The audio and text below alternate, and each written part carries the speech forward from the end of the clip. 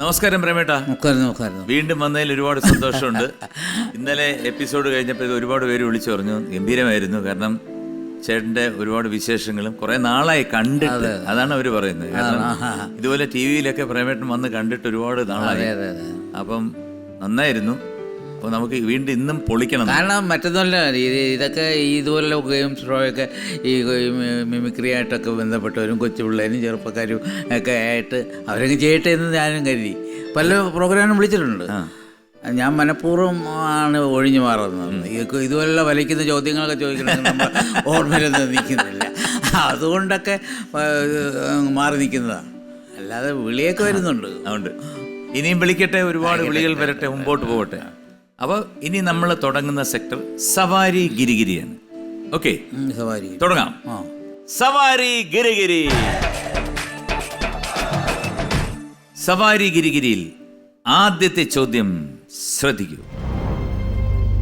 പുലിവാൽ കല്യാണം എന്ന സിനിമയിൽ കാവ്യ മാധവൻ ജയസൂര്യയെ ഫോണിൽ വിളിച്ച് പറ്റിക്കുന്നത് ആരുടെ പേരിലാണ്? A Sangeetha, B Ganga, C Kaveri.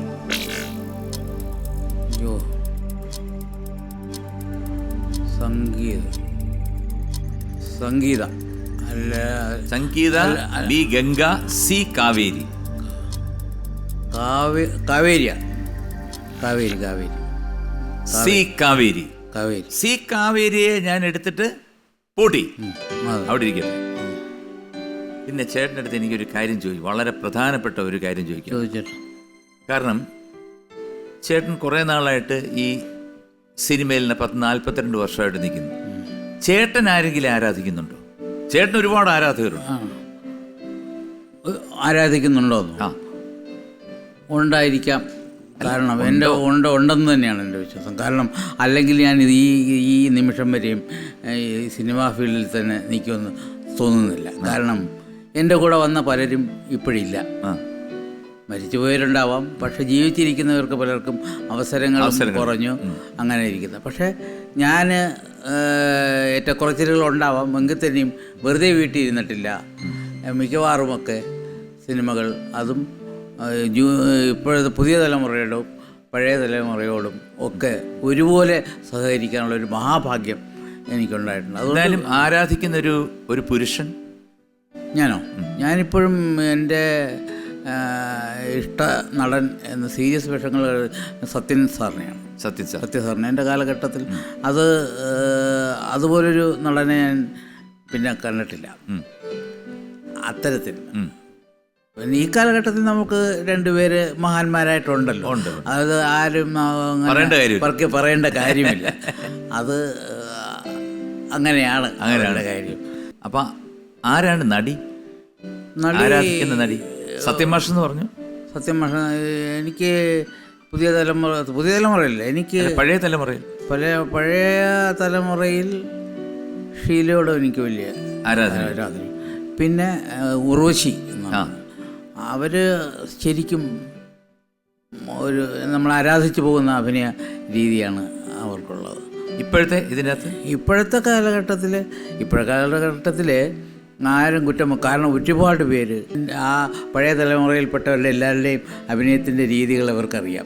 അതുകൊണ്ട് അറിഞ്ഞുകൊണ്ട് തന്നെ നമുക്ക് വരുന്നവരാരും മോശക്കാരല്ല, എല്ലാവരും നല്ല കഴിവുള്ള ഒരുപാട് പേര്. അതിൻ്റെ സീരിയൽസിൽ തന്നെ എടുത്ത് നോക്കും, നമ്മൾ സീരിയലുകൾ എടുത്ത് നോക്കും, വരുന്ന ആൺകുട്ടികളെക്കാൾ കൂടുതൽ പെൺകുട്ടികളാണ് സീരിയലിൽ. എല്ലാം നല്ല കഴിവുള്ള കുട്ടികൾ തന്നെയാണ്. അഭിനയത്തിൻ്റെ കാര്യത്തിൽ മാത്രമല്ല, മറ്റ് സാങ്കേതിക വശങ്ങളിലുള്ളവരും പുതിയ തലമുറയിൽപ്പെട്ടവർ എന്തുകൊണ്ടും ഒരു പക്ഷേ പഴയ തലമുറയിൽപ്പെട്ടവരെക്കാൾ മുന്നിൽ നിൽക്കുന്നവർ തന്നെയാണ്. അപ്പോൾ സി കാവേരി ആണ് ഉത്തരം നൽകിയിരിക്കുന്നത്. സി കാവേരി ഉത്തരം ശരിയാണ്. Congratulations, very good. ചേട്ടൻ നേരത്തെ പറഞ്ഞല്ലോ സീരിയലിൻ്റെ കാര്യം പറഞ്ഞല്ലോ. അപ്പോൾ ആ സീരിയല് പറഞ്ഞപ്പോഴാണ് പെട്ടെന്ന് എനിക്ക് ഓർമ്മ വന്നത്, നമ്മളൊരു സീരിയൽ എടുത്തത് കുണ്ടണിമങ്കയും അയ്യപ്പൻ പിള്ളയും പൊന്നമ്മാവും ചേട്ടനും മെയിൻ കഥാപാത്രം വെച്ചിട്ട്. സത്യം പറഞ്ഞാൽ എനിക്കിപ്പോഴും മനസ്സിൽ നിന്ന് മായുന്നില്ല. അത് നമ്മൾ 5 എപ്പിസോഡ് എടുത്തു. അഭിനയിച്ചിട്ടുണ്ടോ? ഉണ്ട്, ശകലം. കാരണം ഒരു രസത്തിന് വേണ്ടി അതിനകത്ത് ചെയ്തതാണ്. അല്ല, അഭിനയിക്കാൻ കഴിവുണ്ടെന്ന് പല അത് പിന്നെ ഞാനൊരു പടം ശരിക്കും ഒരു പടം ഞാൻ ചെയ്തിരുന്നു. കാരണം എൻ്റെ സത്യാന്വേഷണ പരീക്ഷകൾ ഞാൻ അത് കണ്ടു. താടിയൊക്കെ വളർത്തിയിട്ടൊരു ഇത്. പക്ഷേ അൺഫോർച്ചുനേറ്റ്ലി എല്ലാവർക്കും അങ്ങനെയാണല്ലോ, ആദ്യത്തെ പടം വരത്തില്ല. അതെ. അല്ലാതെ ഷിമർ പ്രൊഡ്യൂസ് ചെയ്ത പടത്തിൽ ഞാൻ ഇല്ല. അത് പിന്നെ അർദ്ധനാരി. ആ അല്ല, ഞാൻ പറഞ്ഞ എനിക്ക് അങ്ങനെ ഒരു എന്താണ് ഒരു ഇത് ഓപ്പർച്യൂണിറ്റി കിട്ടിയിട്ടും അത് വെളിയിൽ വരാൻ സാധിച്ചില്ല. അതെന്തെങ്കിലും വരും, വരുമ്പം വരും, അത്ര തന്നെ.